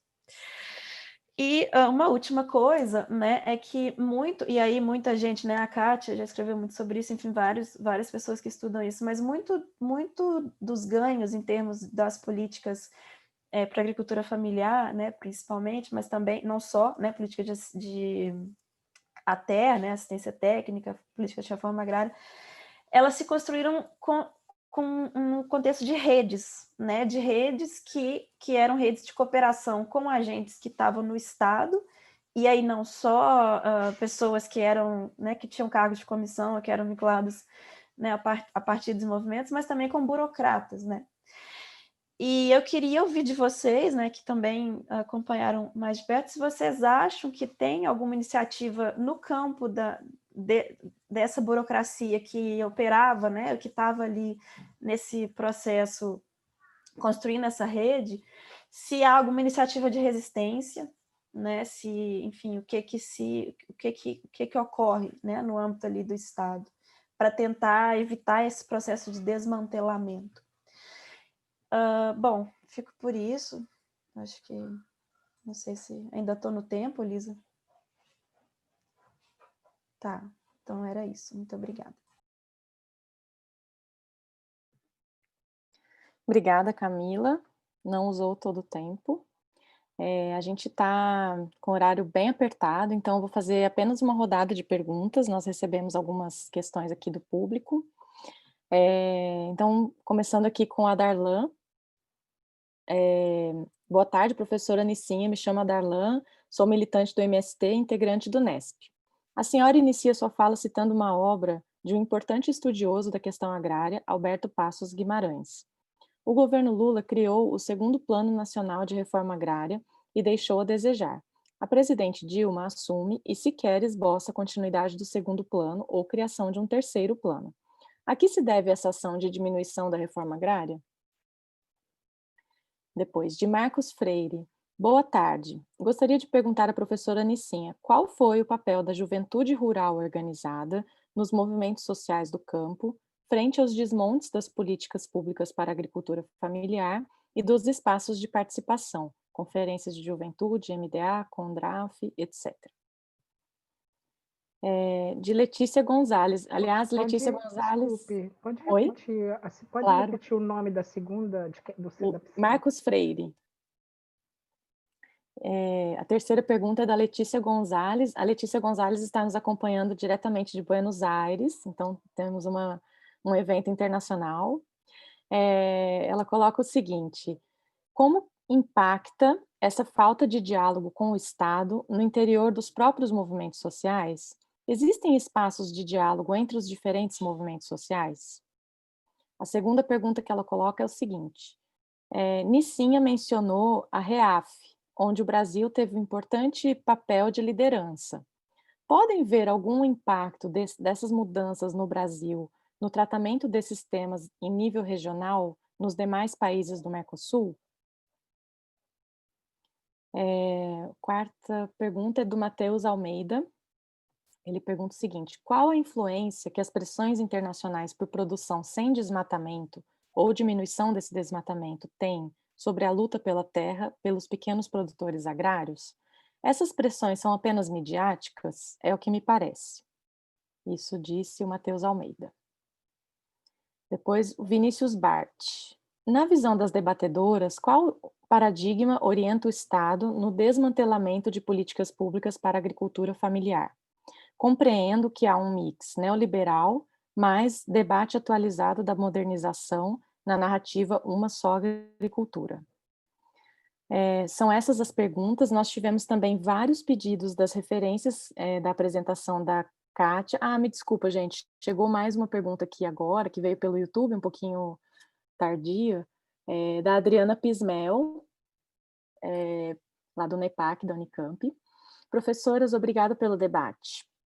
Considerando o desmonte das políticas públicas e a omissão do Estado para pensar estratégias para a agricultura familiar, como vocês analisam a criação do FINAPOP pelo MST?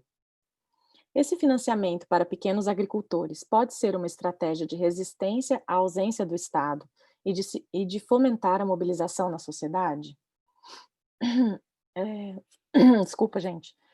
Além disso, chegaram vários pedidos das referências que a Kátia mencionou na apresentação dela, e também que ela tenha produzido e publicado já a esse respeito. E também pedidos de acesso, da gente colocar aí o link do site ou o perfil em redes sociais dos nossos núcleos de pesquisa, em especial o GEPAS e o GEPAD. Acho que o NESP já é mais conhecido, mas de toda forma a gente coloca aí no nosso chat para vocês, tá? As referências para vocês buscarem. Eu queria só acrescentar rapidamente, né? Como a Camila mencionou, eu estudo a política urbana. Eu queria perguntar para vocês em que medida o desmantelamento das políticas públicas agrária e agrícola significa também a descaracterização dos princípios norteadores dessas políticas, como, por exemplo, a função social da propriedade, que é um tema que é bastante debatido na área de política urbana, né? Então, além de um desmantelamento que se dá mais no nível das políticas públicas, a gente tem acompanhado aí algumas ameaças, né? Algumas ameaças e algumas já efetivas, né? Descaracterizações na política urbana, né? Em princípios que norteiam também, né, a questão da função social da propriedade. Então, queria ouvir de vocês do ponto de vista, né, da área que vocês atuam. É isso, só essas perguntas, pouca coisa, a gente poderia ficar aqui um tempão. Como a gente tem um limite até às 18 horas, né, inicialmente foi pensado até 17h40, a gente está um pouquinho atrasado, mas aí eu vou deixar 10 minutos para cada uma de vocês, novamente, Nissinha e Kátia. Os links já estão aí no nosso chat, e aí rapidamente eu volto, né, a Camila também volta para dar um tchau para vocês, fazer os agradecimentos finais. Então vamos lá, Nissinha. Bom, gente, muito obrigada pelas questões, são ótimas, como você disse, faz a gente querer começar de novo, né? Mas, como o tempo é curto, eu vou tentar trazer alguns elementos que, nesse pouquinho tempo aqui, a gente vai pensando alto e refletindo, né? Esse elemento que eu acho que a Camila traz, de fazer uma volta, né, do passado, ou pensar no tempo, como é que isso reflete na compreensão do nosso momento atual, eu acho bastante importante e interessante, Camila, porque, assim, é impressionante quando a gente estuda os processos, a nossa política agrária, ou os nossos processos históricos, ou os nossos processos de memória, como a gente vê que as questões são realmente cíclicas, né? E que não há muito do que a gente vive hoje. Parece que o tempo não passou nesse processo, né?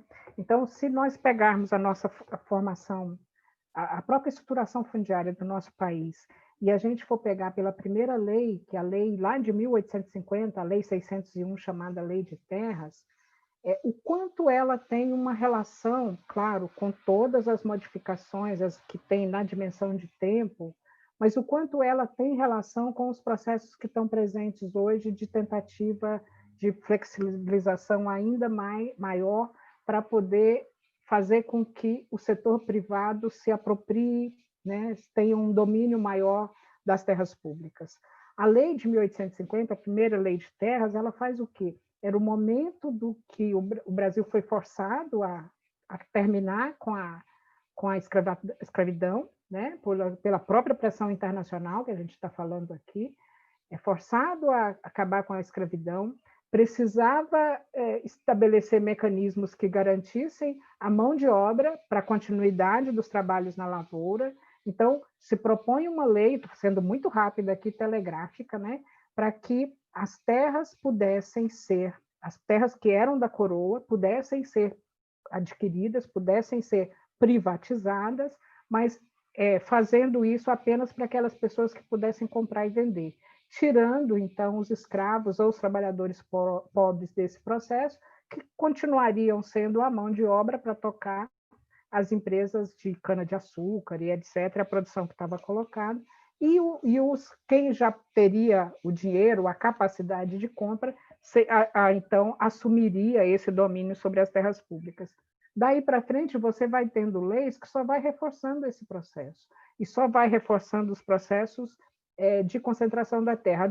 O grande momento que boa parte do mundo, inclusive capitalista, fazia suas ações de reforma agrária, o Brasil caminha nesse sentido, né, com o Estatuto da Terra, mas também vira alguns programas de colonização e mantém esvazia o que estava no Estatuto da Terra quanto à reforma agrária e infla aquilo que permitia a modernização da agricultura e os próprios processos de maior concentração, maior degradação, maior exploração e etc. E aí vem a Constituição Federal, momento importante, afirma a função social da propriedade, mas, por pressão do Centrão, naquele momento, que é muito e a UDR, que estava muito presente, se estabelece na Constituição Federal aquele inciso, né, que diz que cumpre a função social, mas o que prevalece é se a propriedade é produtiva ou é improdutiva. Então, esvazia o que seria esse sentido constitucional da proteção da propriedade ou do controle do direito de propriedade sobre a terra, que o Estado tem a capacidade de fazer a incidência sobre ela, ou a fiscalização sobre ela, mas desde que ela não seja produtiva. E aí eu já queria pegar esse gancho, estou fazendo uma abordagem muito rápida e muito ampla aqui, que já pegar uma crítica muito séria que a gente tem que ter nesse outro elemento que você traz sobre qual é o papel da institucionalização ou é o papel de estabelecer normas e espaços consolidados para que não aconteça esse desmonte no futuro.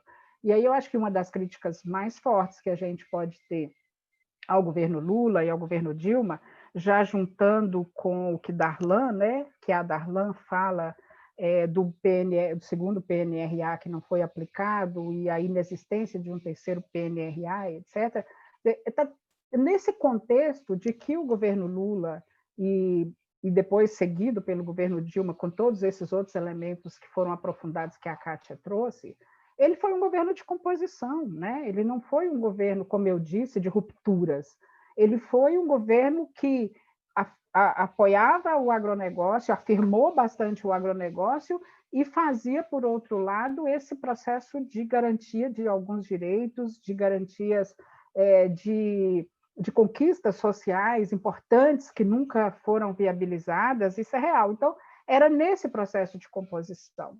Mas aí tem um elemento que, juntando a Constituição, que fala lá que a terra que não cumpre a função social deveria ser desapropriada, mas que esse elemento do critério da função social acabou se reduzindo na produtividade, e que o índice que mede a produtividade é um índice estabelecido lá na década de 70 e que não passa pelo parlamento, que é uma decisão do executivo, e esses índices não foram atualizados nem pelo governo Lula, nem pelo governo Dilma.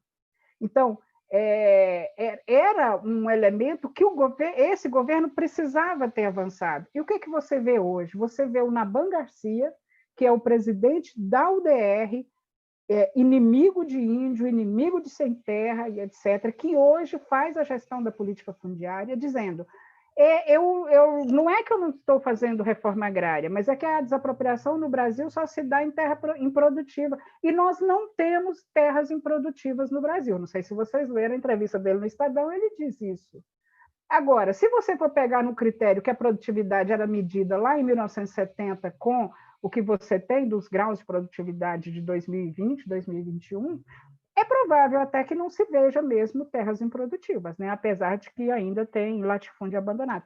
Então, eu queria trazer esse elemento para tentar mostrar isso que você fala, como é que a lei retrocede. No nosso caso, ela é uma lei que ela vem de 1850 até agora, com pequenas mudanças, e vai se ajustando sempre nesse processo de manter a concentração fundiária e de facilitar a transferência da terra pública para o domínio privado. Eu ainda tenho um tempinho?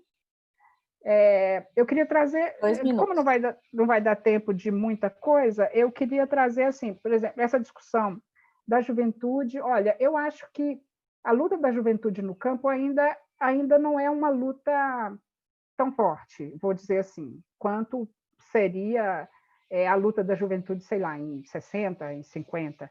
Mas eu vejo que a juventude no campo faz um debate extremamente importante, que é qual é o lugar das políticas públicas que asseguram a permanência, que podem assegurar a permanência da juventude. Esse processo que alguns chamam de sucessão rural, outros chamam de qualidade de vida no campo, o debate que surge, que vem sendo incrementado pela juventude, eu acho ele importantíssimo nesse processo, porque ele é um elemento para fazer esse processo inverso do esvaziamento, o processo inverso da masculinização, etc., porque ele dá essa garantia de qualidade. Aí você vem, por exemplo, todo um processo crescente, que atingiu níveis importantíssimos a partir do Pronera.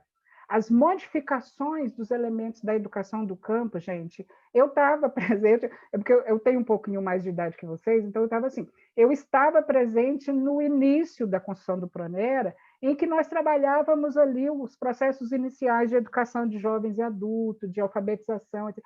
Pronera hoje tem residência agrária, Pronera hoje tem turma no doutorado, turma no mestrado. Então, você tem, né, um elemento importante nesse processo, que eu acho que ele não é fruto só do trabalho da juventude, mas eu acho que a incorporação, a presença, o debate da juventude é muito importante. Por fim, só para trazer um outro elemento, que, na verdade, dois, gente, muito rapidamente, me desculpem, mas assim, esse processo da seleção dos acampados que a Kátia Grisa falou.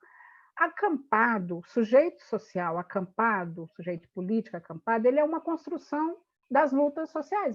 Ele não existia antes, né, o acampado e a acampada.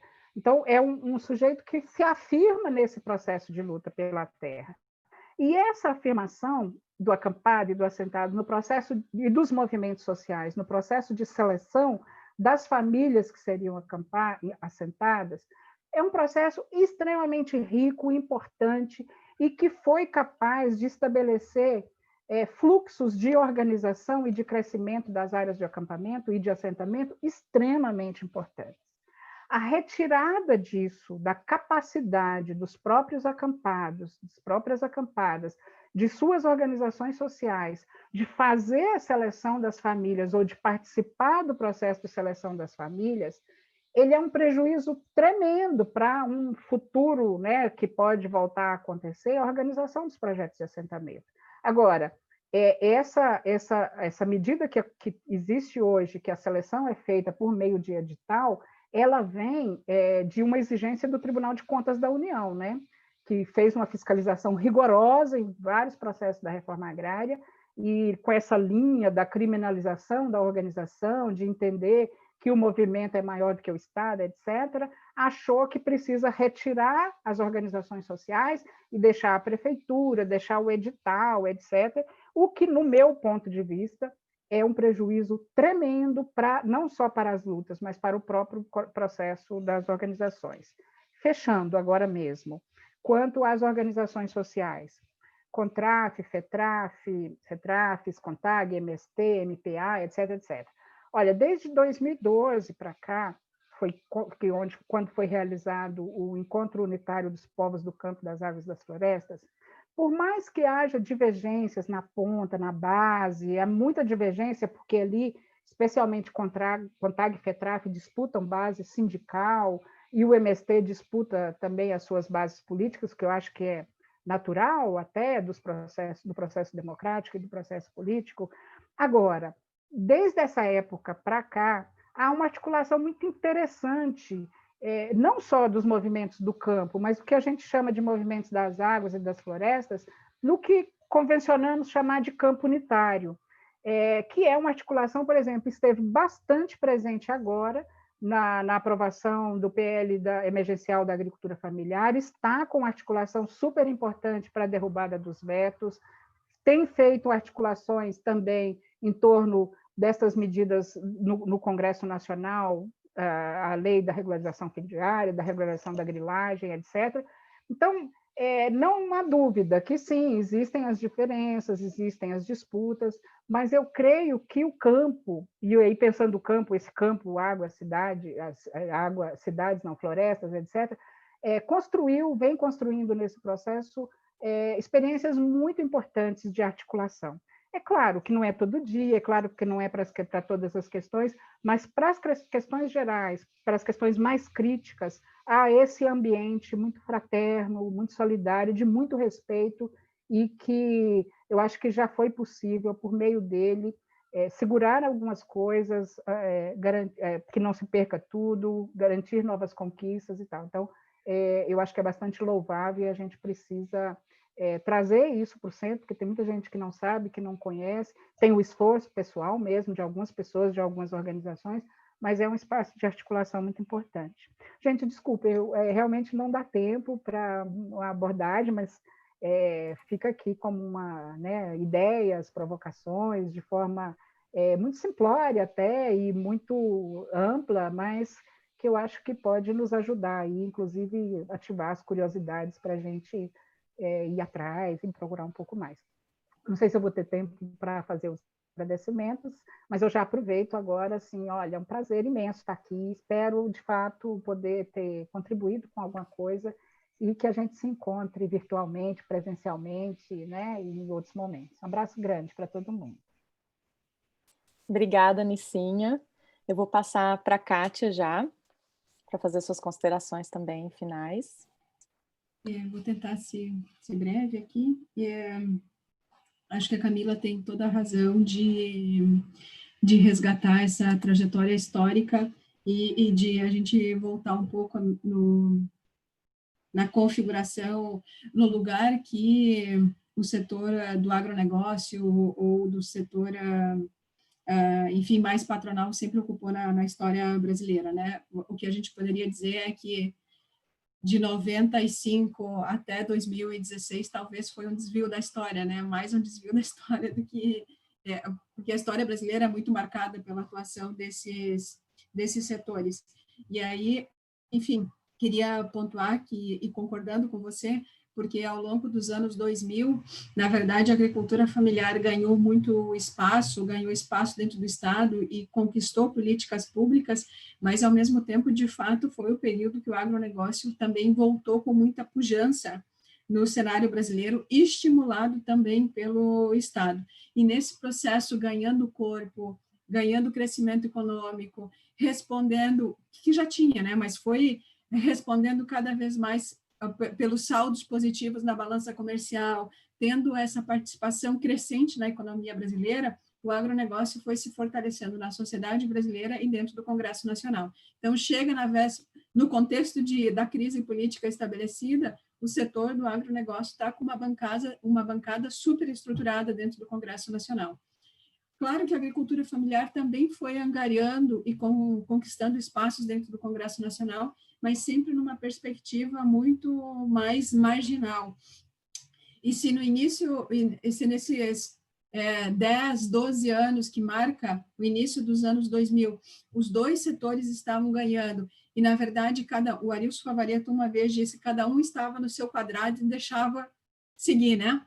Só que aí veio a crise econômica mais forte, 2008 internacional, mas que começa a ser sentida no Brasil também com a queda do preço das commodities em 2013, e isso mexe nos mercados internacionais e começa a gerar crise econômica aqui no Brasil. Bom, aí tem disputa por recurso, e nesse processo de disputa por recurso público, a agricultura familiar vinha num processo de reconhecimento e de diálogo com a sociedade brasileira. De repente, o setor do agronegócio se observa ameaçado tanto na disputa de recurso público com o governo dentro do Estado brasileiro, mas também com uma disputa na sociedade brasileira sobre quem produz os alimentos e quem produz alimentação saudável. E aí, enfim, a partir de 2013, esse conflito vai se acirrando, e a gente sabe, depois vem agro-pop, agro-tech e agro é tudo, que ajuda a reforçar o lugar do agronegócio na sociedade brasileira, e o desfecho a gente está acompanhando, né? Sobre o lugar da institucionalização, eu acho estratégico, Camila, porque se a gente pegar as leituras do neo-institucionalismo histórico, o neo-institucionalismo histórico vai dizer instituições, a gente está falando de distribuições de recursos. E nesse caso, as instituições brasileiras, elas vão dizer para onde que os recursos do Estado vão ir. Mas não é só os recursos econômicos, é o papel do Estado e das regulamentações e das instituições para proteger bens comuns, bens que são de todos os brasileiros e que, se não tiver Código Florestal, se não tiver legislação ambiental, se não tiver essas legislações, enfim, os nossos bens comuns estão ameaçados. Então, direitos fundamentais, o tratamento da desigualdade brasileira perpassa instituições do Estado. Então, eu acho que é fundamental, e aí eu super concordo com a Anicinha, acho que tem várias coisas que a gente deixou de fortalecer institucionalmente. O neo-institucionalismo histórico vai dizer, é claro, as instituições estão sempre sujeitas à mudança, mas a gente poderia ter amarrado mais elas, ter tornado mais difícil esse processo de desconstrução. A Anicinha citou aqui da revisão dos índices de produtividade, que deveria ter sido feito isso, porque dava maior respaldo hoje para os assentamentos de reforma agrária e para a desapropriação numa outra condição, mas eu diria, a própria lei da agricultura familiar, a gente estabeleceu ela, e que não a lei estabelece diretrizes para a política nacional de agricultura familiar, e a gente não avançou em dispositivos para regulamentar ela. Então, na verdade, eu acho que tem várias coisas que esse processo de desmonte está acontecendo, porque também a gente deixou de amarrar mais, deixou de avançar em vários pontos institucionais que devia ter sido feito. Então, para mim, as instituições são fundamentais, Camila. E só para fechar, sobre permeabilidade do Estado e redes de cooperação. A permeabilidade do Estado, a gente sabe que sempre existiu anteriormente por outros atores, depois dos anos 2000, nos anos 90, 2000, são os movimentos sociais e a agricultura familiar que também consegue dialogar e ocupar os espaços institucionais. E nesse processo que a gente tem agora, uma parte da burocracia, e eu queria ressaltar aqui do PNAE, a gente continua com várias conquistas importantes do PNAE, a resolução do FNDE que saiu em maio desse ano, é uma resolução fantástica, e ela se deve muito à resistência da burocracia que está lá dentro do FNDE, defendendo a pauta da agricultura familiar. E só para amarrar com a questão da permeabilidade, então eu queria... hoje são outros atores que estão dialogando mais com o Estado, mas eu acho que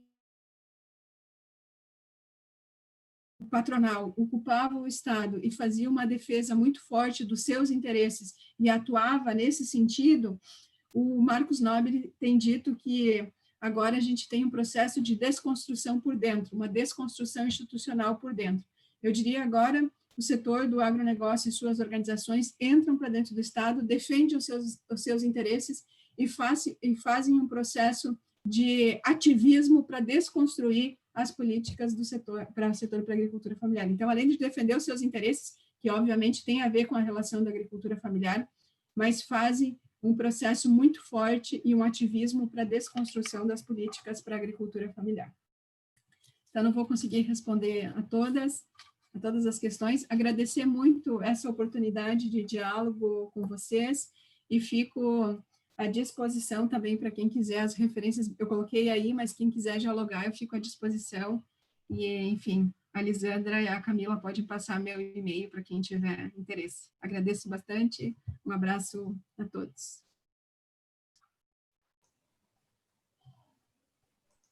Gente, muito obrigada, Kátia e Nicinha, foi excelente, assim, enfim, poderíamos continuar falando por horas, vamos continuar em contato, acho que a gente, enfim, tá sendo bem produtiva essa conversa.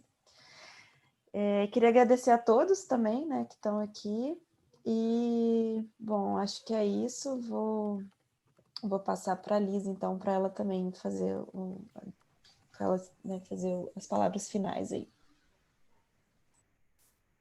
Então, pessoal, muito obrigada pela participação, primeiro, né, da Kátia e da Nicinha, que, enfim, movimentaram bastante aqui a nossa reflexão, e espero que a gente continue em contato, possa se encontrar presencialmente, inclusive, muito em breve, né, mas a gente continua dialogando mesmo que nessa modalidade virtual, né, para construir a nossa reflexão coletiva. Camila, por ter organizado efetivamente essa atividade, né? Eu estou aqui só figurando e ouvindo e aprendendo com vocês. Então, muito obrigada pela parceria, né, e pelo trabalho de organização. E ao pessoal da Síntese, por todo o apoio, todo o suporte, né, tudo funcionando muito bem graças a vocês. É muito bom contar com essa parceria. A todas e todos que estão nos assistindo, né, aqui pelo Zoom, pelo YouTube, obrigada, vários já acompanhando todos os seminários mensalmente. Então, também já aproveito para dizer que, né, em novembro teremos nosso seminário, e o nosso tema é sempre na primeira quarta-feira do mês, agora não me ocorre a data, estou sem acesso aqui, mas a primeira quarta-feira de novembro a gente vai trabalhar o tema da assistência social, política de assistência social. Tá? Então, sempre nesse local, nesse horário, inscrevam-se pelo site do Laboratório Social. Tá? Muito obrigada, Felipe e Lucy, pelo apoio aqui. Se quiserem dar um tchau também para o pessoal, fica com vocês. Muito obrigada. Bom, Lisandra, então, só para... O Felipe já colocou, mas eu reafirmo aqui, é dia 4 de novembro, o próximo painel Nesp. Então, eu agradeço a Camila, a Kátia, a Nicinha, também Lisandra, e a todos e a todas que estiveram conosco até este momento. E se vocês, né, quiserem conhecer um pouco mais sobre o Laboratório Social e as nossas atividades, eu convido a entrarem no nosso site, nas nossas redes sociais, e acompanharem por lá, né, toda a nossa programação. Uma boa tarde a todos e a todas, e até a próxima quarta-feira.